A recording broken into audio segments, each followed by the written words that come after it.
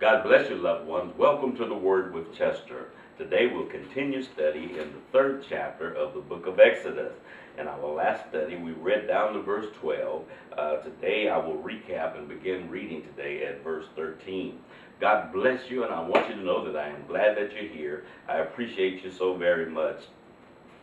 I ask that you pray for me and pray for this ministry on a daily basis, that God will get the glory out of all that we do, and that He will use us and give us the right words to say to be an edification to you and also to me in our study. God is so wonderful, and I want Him to know that I appreciate Him so very, very much. We are in the Christmas season here now, and I trust that you are being safe and doing all the things that you need to do, and that your family is very blessed during this season. We'll begin our reading today at verse 13, but let me recap. In our last study, God had spoke to Moses out of a burning bush. Moses was amazed when he saw a bush burning and not being consumed by the fire. He stopped to investigate to see what's going on. And God spoke to him out of that burning bush, and He called him to do a great work for Him. God had heard the cry of the children of Israel in their bondage and their hard task down in Egypt. So God heard their call. He called Moses to do a great work for him and for the children of Israel. And we'll begin our reading now at verse 13. And Moses said unto God, Moses and God are in dialogue. Number one, in our last lesson, we found that Moses questioned his own self. Who am I to be able to do this? Who am I to be able to do such a great task and go and stand before Pharaoh? And here they're yet in dialogue, God and Moses. And Moses said unto God, Behold, when I come unto the children of Israel, and say unto them, The God of your fathers has sent me unto you, and they shall say to me, What is His name? What shall I say unto them? Can you understand? Moses his mind already went, knowing people. See, you got to understand, when you deal with people and have dealt with people, you know how their mindset. And he knew that he was going to be questioned when he go with such a statement that God has sent me down here for a purpose. They're going to ask him who this God was. Number one, I told you in our last lesson, folks will think you're crazy when you go to talking like that. God spoke to you, and most of them will try to compare themselves with you and say, you ain't no better than me. God ain't spoke to me. That's the mindset of people. You got to understand. You got to look over people and their faults. But Moses knew that there's going to be some type of repercussion when he went down and told the children of Israel that God had spoke to him. Now in verse 14, and God said to Moses, I am that I am. And he said, This shall thou say unto the children of Israel, I am has sent me unto you. Well, Moses asked him, when they asked who is this God, or what's his name? Then God answered, I am. Well, you got to get that. I'm going to read verse 14 again. It's such a powerful verse.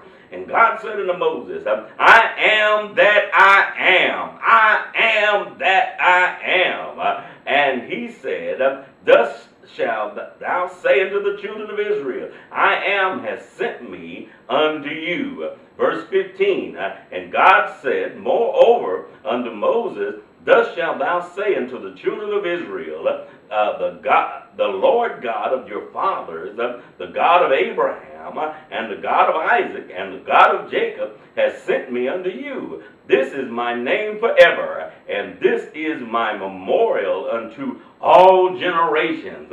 Can you get the picture now? God is letting him know exactly what's going to transpire and what to say to the children of Israel when he goes to them. Shall we continue reading? Go and gather the elders of Israel together, and say unto them, The Lord God of your fathers, the God of Abraham, of Isaac, and of Jacob, appeared unto me, saying, I have surely visited you, and seen that which is done to you in Egypt. In other words, they were praying for God to visit them, praying for God to lift the task and lift the heavy burdens. And God is letting them know, I've heard your cry. I'll read that again and go and gather the elders of Israel and say unto them, the Lord God of your fathers, the God of Abraham, of Isaac, and of Jacob appeared unto me, saying, I have surely visited you, and even and seen that which was done to you in Egypt. Let's continue reading. And I have said, I will bring you up out of the afflictions of Egypt unto the land of the Canaanites and the Hittites and the Amorites and the Perizzites and the Hivites and the Jebusites unto the land flowing with milk and honey. Well, God is letting Moses know what to say to the children of Israel, and let them know that God has heard your cry. God is letting them know letting Moses know that I've heard their cry. I'm going to bring them up out of this land. I'm going to send them to a land that's flowing with milk and honey. There'll be all the milk they need and all the honey they can eat. All the sweetness of the land is going to be there for them. Shall we continue reading? And they shall hearken to thy voice, and thou shalt come, and thou, the elders of Israel, and to the king of Egypt, and ye shall say unto him, the Lord God of the Hebrews has met with me, met with us, and now let us go. We beseech thee 3 days' journey into the wilderness, that ye may sacrifice to the Lord our God. Now you got to get that now. Get this picture now.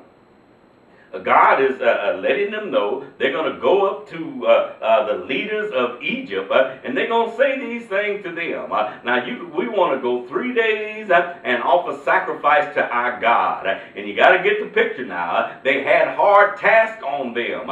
They made them labor hard, making brick and things of that nature, so that building cities, they didn't have time in the Egyptians' mind to go down there. Let's read verse 19. And I am sure that the king of Egypt will not let you go, no, not by a mighty hand.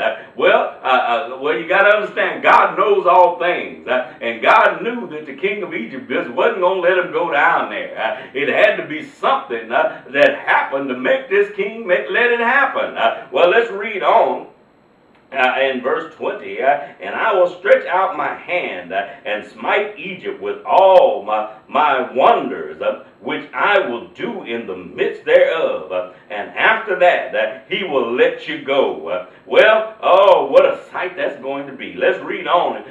And I will give the people favor in the sight of the Egyptians, and it shall come to pass that when ye go, ye shall not go empty. In other words, when you leave Egypt, you're not going to leave empty. Shall we read on? But every woman shall ask of her neighbor and of her who sojourneth in her house jewels of silver and jewels of gold and raiment, and ye shall put them upon your sons and upon your daughters, and ye shall despoil the Egyptians, or spoil the Egyptians. In other words, you're going to receive great riches. You're not going to leave with just a shirt on your back. You're not going to leave Egypt with just a few things, just enough to make it. You're going to spoil Egypt. You're going to have everything you need. You're going to have more than enough. All the silver and the gold. You're going to have great things when you leave Egypt. And that's just like God. He knows how to bless his people. God blesses us on all folds. Yes, you're going to come out of that bondage. But when you leave there, you're not going to leave empty-handed. You're going to leave with great spoils. And God always honors his word. He made this promise that he was going to deliver Israel out of Egypt. He made a promise to them hundreds of years back in the time when Joseph first went down and become the number 2 man in Egypt and brought all of the children of Israel there, the entire family. He promised them at that time that I'm going to deliver you out of this land. I'm not going to leave you here. here. And here God is going to fulfill that promise. You got to understand that now. Then and now, God always keeps his promise. Keep that in your mind and in your spirit. God always fulfills his promise. I want you to know that I love you, my friends. I love you with the love of the Lord.